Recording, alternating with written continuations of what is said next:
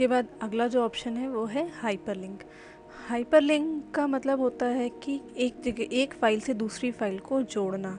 यानी कि जब हम किसी एक फ़ाइल पर काम कर रहे हैं और अगर हम चाहते हैं कि हम डायरेक्टली यहाँ से किसी दूसरी फ़ाइल पर जा सकें, हो सकता हो वो किसी दूसरे सॉफ्टवेयर की फ़ाइल हो, तो हम हाइपरलिंक के ऑप्शन से डायरेक्टली उस फ़ाइल पर जा सकते हैं।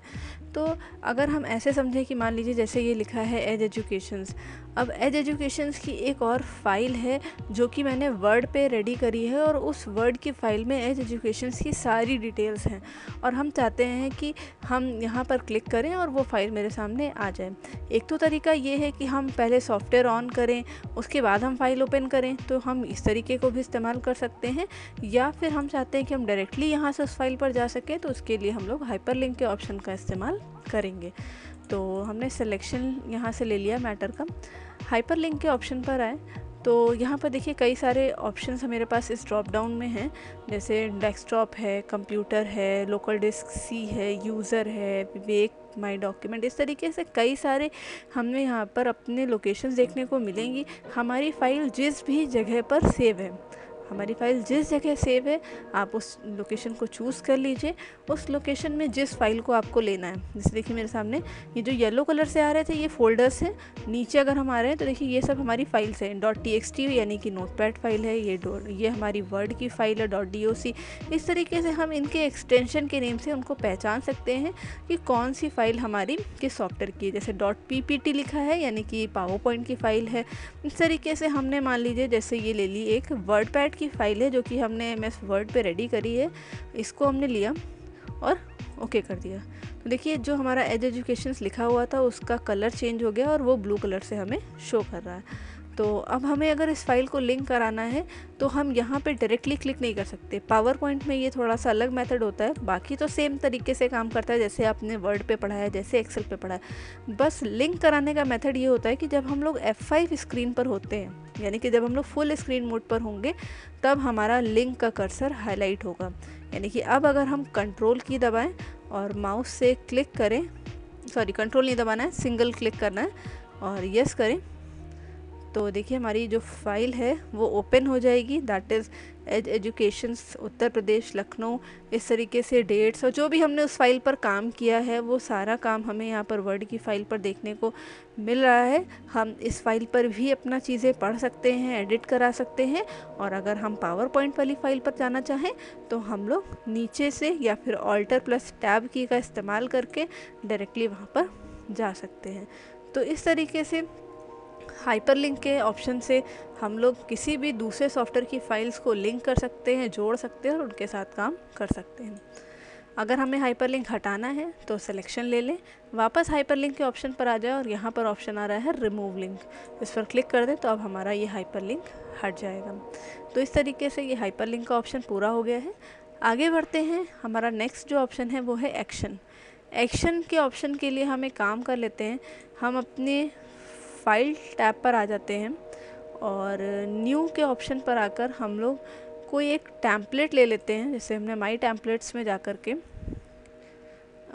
जैसे हमने ये ले लिया एक टैम्पलेट और ओके कर दिया।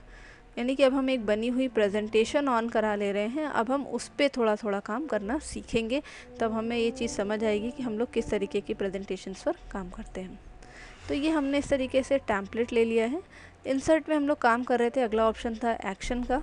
तो जैसे मान लीजिए हम लोग इस थर्ड स्लाइड पर कुछ काम कर रहे हैं, तो हमने यहाँ पर आ गए एक्शन के ऑप्शन पर, तो ये एक्शन हाईलाइट हो रहा है। देखिए जब हम कुछ सेलेक्ट नहीं कर रहे हैं तो एक्शन हाईलाइट भी नहीं हो रहा है।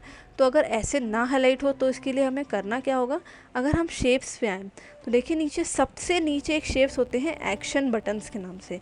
यानी कि अगर हम एक्शन का ऑप्शन परफॉर्म कराना चाहते हैं तो या तो हम अपने किए हुए काम में से कुछ सेलेक्ट कर लें या फिर एक्शन बटन में से कोई भी एक बटन ड्रॉ कर लें। तो जैसे हमने ये एक बटन ले ली और इसको यहाँ पर कर दिया ड्रॉ। तो देखिए जैसे ही हमने ये बटन्स ड्रॉ करी, एक्शन सेटिंग के ऑप्शंस हाईलाइट हो गए। अगर हम इसको कैंसिल कर दें या फिर सिलेक्शन हटा दें तो देखिए ना एक्शन का ऑप्शन मेरा हाईलाइट हो रहा है और हमारे बटन्स की जो सेटिंग थी वो भी बंद हो गई। तो अगर हमको दोबारा चाहिए तो इसको सेलेक्ट कर लेते हैं और एक्शन के ऑप्शन पर आ जाते हैं। तो यहाँ पर भी हमें एक तरीके से लिंक ही प्रोवाइड होता है और हम लोग डायरेक्टली किसी दूसरी स्लाइड पर जा सकते हैं। जैसे हाइपरलिंक दूसरी फाइल पर लेके जा रहा था, अब हमने यहाँ पर हाइपरलिंक इस्तेमाल किया तो हमारे पास कई सारे ऑप्शन आएंगे कि हमें नेक्स्ट स्लाइड पर जाना है, कि हमें प्रीवियस स्लाइड पर जाना है, हमें फर्स्ट स्लाइड पर जाना है, हमें लास्ट स्लाइड पर जाना है, वो आप यहाँ से चूज़ कर सकते हैं। यानी कि इस बटन पर एक तरीके का लिंक बनकर आ जाएगा, आप जो चूज़ करेंगे आपको डायरेक्टली वहाँ पहुँचा देगा। जैसे हमने इस बटन को सेलेक्ट किया और अब अभी हमने यहाँ पर लगा दिया जैसे लास्ट स्लाइड, ओके। तो ये एक बटन हमारी लिंक के रूप में काम करेगी। यानी कि जब हम लोग F5 बटन प्रेस करेंगे, एंटर करें, फिर एंटर करें, अब देखिए ये बटन आ रही है। हमने जैसे ही इस बटन पर क्लिक किया तो हमें डायरेक्टली लास्ट स्लाइड पर पहुंचा देगा। लास्ट स्लाइड पे हमने जो भी काम किया होगा वो हमें यहाँ पर देखने को मिलेगा। अगर हम स्किप करें तो देखिए हम यहाँ पर देखिए लास्ट स्लाइड मेरी 7 है और 7th पे ये काम था। तो हम लोग बटन्स का इस्तेमाल करके डायरेक्टली किसी स्लाइड पर जा सकते हैं। अब मान लीजिए हमने जैसे लास्ट स्लाइड पर लगाया एक लिंक, शेप्स पे आ गए और हमने इस पर एक बटन ड्रॉ किया और इस बार हमने इस पर लगा दिया प्रीवियस स्लाइड, ओके। अब F5 किया तो देखिए पहली स्लाइड, नेक्स्ट, दूसरी स्लाइड, नेक्स्ट, ये तीसरी स्लाइड आई। हमने इसके तीसरी स्लाइड पर जहाँ पर लिंक लगाया था इस पर क्लिक किया तो हमें डायरेक्टली लास्ट स्लाइड पे ले जा रहा है। अब लास्ट स्लाइड पे जो हमने लिंक लगाया था उस पर हमने लगाया था प्रीवियस स्लाइड, यानी कि इसके पहले वाली स्लाइड पर ले जाए। इस पर क्लिक करें तो देखिए इसके पहले ये वाली स्लाइड थी तो हमें डायरेक्टली यहाँ पर ले आया। तो इस तरीके से हम इन लिंक्स बटन का इस्तेमाल करके और डायरेक्टली उन स्लाइड्स पर जा सकते हैं जो स्लाइड्स मेरे पास यहाँ पर इस फाइल पर है। तो एक्शन का इस्तेमाल दो हाइपरलिंक्स या दो लिंक्स हमें प्रोवाइड करता है। एक लिंक हमें प्रोवाइड करता है डायरेक्टली किसी फाइल पर जाने के लिए और एक लिंक हमें प्रोवाइड करता है डायरेक्टली किसी स्लाइड पर जाने के लिए। तो इस तरीके से हम इन लिंक्स ऑप्शन का इस्तेमाल कर सकते हैं। और नेक्स्ट ऑप्शन हमारे सामने आता है टेक्स्ट बॉक्स। टेक्स्ट बॉक्स के लिए हम लोग वापस अपनी इसी स्लाइड पर आ जाते हैं। कंट्रोल M से हमने एक स्लाइड ले ली और अभी मान लीजिए आपके पास जो स्लाइड आ रही है उसमें आपको एक टेक्स्ट बॉक्स चाहिए, तो टेक्स्ट बॉक्स के ऑप्शन पर आ जाइए। आप टेक्स्ट बॉक्स ड्रॉ कर सकते हैं और इसमें आप जैसा काम करना चाहें वैसा काम कर सकते हैं। मान लीजिए जैसे आपने ये एक चार्ट लिया था, अब इस चार्ट में आपको यहाँ पर कुछ लिखना है तो आपने इंसर्ट ऑप्शन पे आए, टेक्स्ट बॉक्स ऑप्शन पे आए और इस जगह आपने वो टेक्स्ट बॉक्स बना लिया। तो हमने यहाँ पर जो भी टाइप करना है वो हमने यहाँ पर दे दिया। तो इस तरीके से आप टेक्स्ट बॉक्स इस्तेमाल करके कहीं पर भी मैटर इंसर्ट करा सकते हैं और उसको देख सकते हैं। उसके बाद नेक्स्ट ऑप्शन आता है हेडर एंड फुटर। तो हेडर और फुटर हम लोग पहले भी पढ़ चुके हैं MS वर्ड, MS एक्सेल में।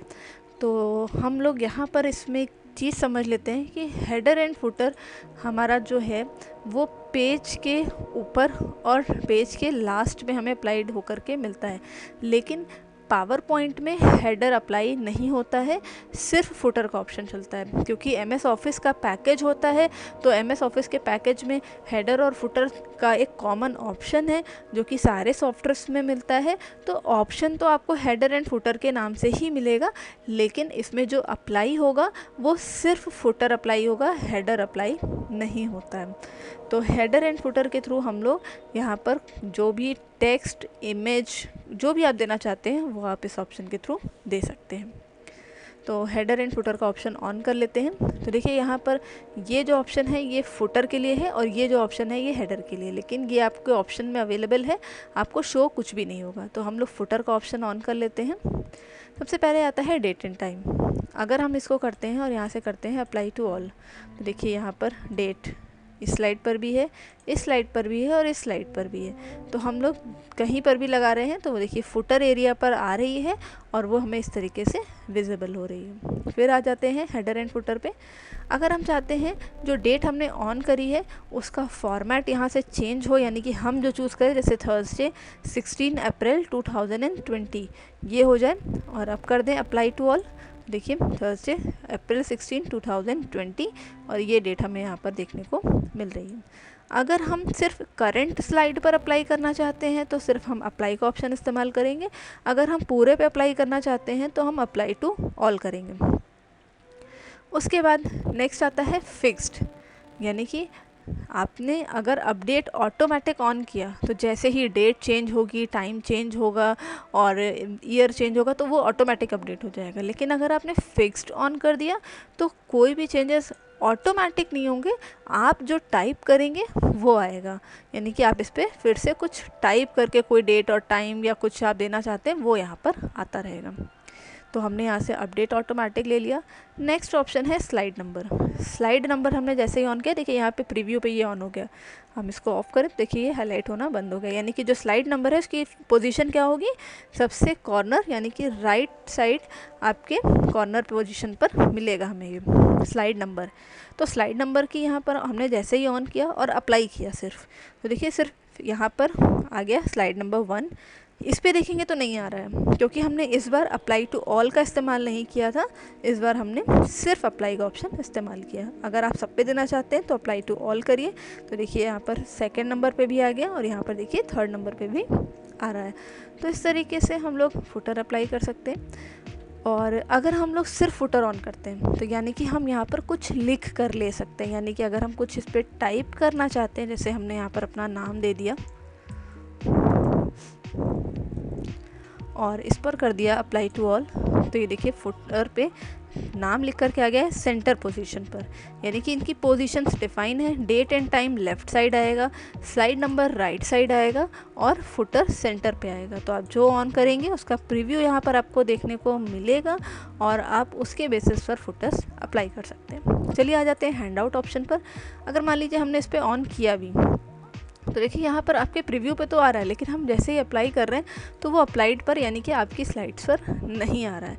तो हम लोग अगर इसको समझें तो ऐसे भी कह सकते हैं कि सिर्फ फुटर अप्लाई होता है, हेडर्स के ऑप्शंस ऑन नहीं होते हैं पेज मेकर पावर पॉइंट पर। तो अभी हमने इसके फुटर्स की सारी सेटिंग समझ ली। अब अगर हम इसको ओके करें और F5 करें तो देखिए फुटर आपको नीचे प्रॉपर दिखाई दे रहा है, थर्सडे 16 अप्रैल 2020। सेंटर पे शिवानी गुप्ता नाम शो कर रहा है और राइट हैंड साइड आपको स्लाइड का नंबर शो कर रहा है। फिर एंटर करते हैं तो देखिए यहाँ पर भी अप्लाई है, फिर एंटर करते हैं तो देखिए थर्ड स्लाइड पर भी आ रहा है। तो इस तरीके से हम लोग हर एक स्लाइड्स पर इस तरीके से फुटर्स अप्लाई कर सकते हैं और उन फुटर्स पे जैसी सेटिंग्स करना चाहें वैसी सेटिंग्स कर सकते हैं।